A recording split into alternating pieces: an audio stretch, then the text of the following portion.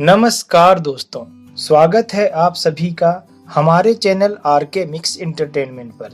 दोस्तों, आइए आज हम जानते हैं 2021 में आने वाली चैत्र नवरात्रि की पूजा के सभी शुभ तिथियों एवं मुहूर्तों के बारे में। अगर आपको हमारे द्वारा दी गई जानकारी अच्छी लगे तो इसे अपने मित्रों और परिवारजनों के साथ अवश्य शेयर करें। और आज अगर आप हमारे चैनल पर पहली बार आए हैं तो हमारे चैनल को सब्सक्राइब अवश्य करें। दोस्तों, होली के बाद माँ दुर्गा की आराधना के लिए समर्पित चैत्र नवरात्रि का प्रारंभ होता है। वर्ष में 2 बार चैत्र नवरात्रि और शारदीय नवरात्रि में माँ दुर्गा की विधि विधान से पूजा की जाती है। चैत्र नवरात्रि के समय ही रामनवमी का पावन पर्व भी आता है। चैत्र नवमी के दिन भगवान राम का जन्म हुआ था, इसलिए इसे रामनवमी कहा जाता है। आइए दोस्तों, आज हम जानते हैं कि 2021 में चैत्र नवरात्रि का प्रारंभ कब से होने वाला है, महाअष्टमी कब है, रामनवमी कब है और चैत्र नवरात्रि का पारण कब होगा। दोस्तों, चैत्र नवरात्रि का प्रारंभ 13 अप्रैल 2021 दिन मंगलवार से प्रारंभ हो रहा है। नवरात्रि के पहले दिन को प्रतिपदा कहते हैं और इस दिन नवरात्रि की कलश स्थापना या घट स्थापना होती है। शुभ मुहूर्त में घट स्थापना के साथ ही मां शैलपुत्री की पूजा विधि विधान से की जाती है। इस दिन घट स्थापना का शुभ मुहूर्त सुबह 5:28 से सुबह के 10:14 तक रहेगा। इस मुहूर्त में घट स्थापना कर सकते हैं।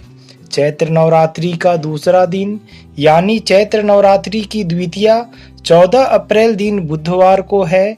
इस दिन माँ दुर्गा के ब्रह्मचारिणी स्वरूप की पूजा की जाती है तथा चैत्र नवरात्रि का तीसरा दिन यानी चैत्र नवरात्रि की तृतीया 15 अप्रैल दिन गुरुवार को है।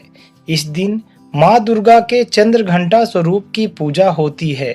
दोस्तों, नवरात्रि पर्व माँ शक्ति की शक्तियों को जगाने का आह्वान है ताकि हम पर देवी की कृपा हो और हम शक्ति स्वरूपा से सुख समृद्धि का आशीर्वाद अर्जित कर सकें।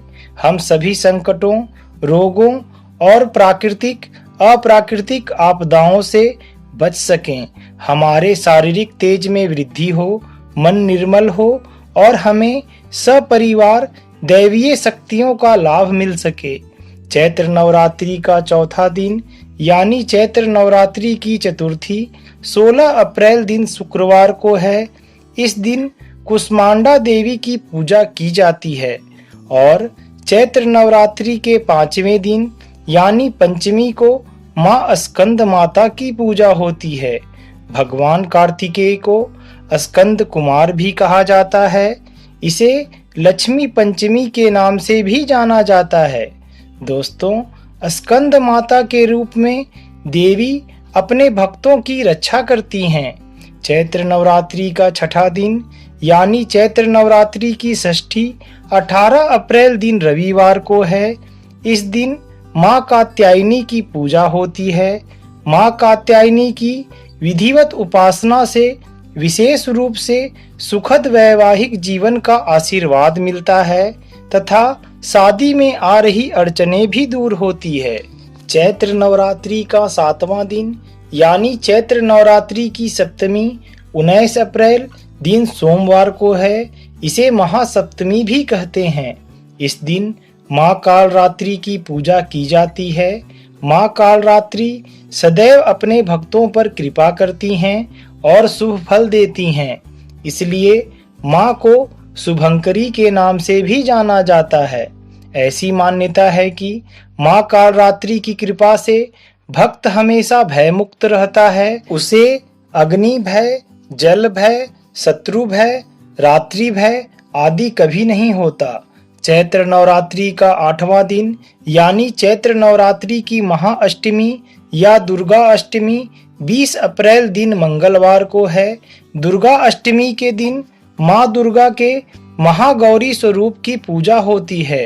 दोस्तों, नवरात्र के 9 दिनों में प्रतिदिन देवी दुर्गा के 9 रूपों की पूजा की जाती है, लेकिन नवरात्र के 8वें और 9वें दिन देवी दुर्गा के 9 रूपों के प्रतीक में कन्या पूजन का भी विधान है, जो इस पर्व के महत्व को और भी बढ़ा देता है। चैत्र नवरात्रि का 9वां दिन, जिसे हम रामनवमी के रूप में जानते हैं, 21 अप्रैल दिन बुधवार को है। इस दिन पूजा का सबसे शुभ मुहूर्त सुबह 11:02 से दोपहर के 1:38 तक का है। इस दिन त्रेता युग में श्री राम अयोध्या में राजा दशरथ के घर जन्मे थे। इस वजह से इस दिन को रामनवमी कहा जाता है। भगवान श्री राम को मर्यादा का प्रतीक माना जाता है। उन्हें पुरुषोत्तम यानी श्रेष्ठ पुरुष की संज्ञा दी जाती है। श्री राम स्त्री पुरुष में भेद नहीं करते। अनेकों ऐसे उदाहरण हैं जहां वे अपनी पत्नी सीता के प्रति समर्पित एवं उनका सम्मान करते नजर आते हैं। साथ ही भगवान श्री राम समाज में व्याप्त ऊंच नीच के भेदभाव को भी नहीं मानते। सबरी के जूठे बेर खाने का उदाहरण इसे समझने के लिए सर्वोत्तम है। दोस्तों, चैत्र नवरात्रि का पारण इस वर्ष 22 अप्रैल दिन गुरुवार को किया जाएगा। इस साल चैत्र नवरात्रि मंगलवार के दिन से शुरू हो रहे हैं, इसलिए मां की सवारी अश्व यानी घोड़ा मानी जाएगी। दोस्तों, शास्त्रों में मां दुर्गा का अश्व पर आना गंभीर माना जाता है। भागवत पुराण के अनुसार नवरात्रि पर मां दुर्गा जब घोड़े की सवारी करते हुए आती हैं तो इसका असर प्रकृति, देश आदि पर देखने को मिलता है।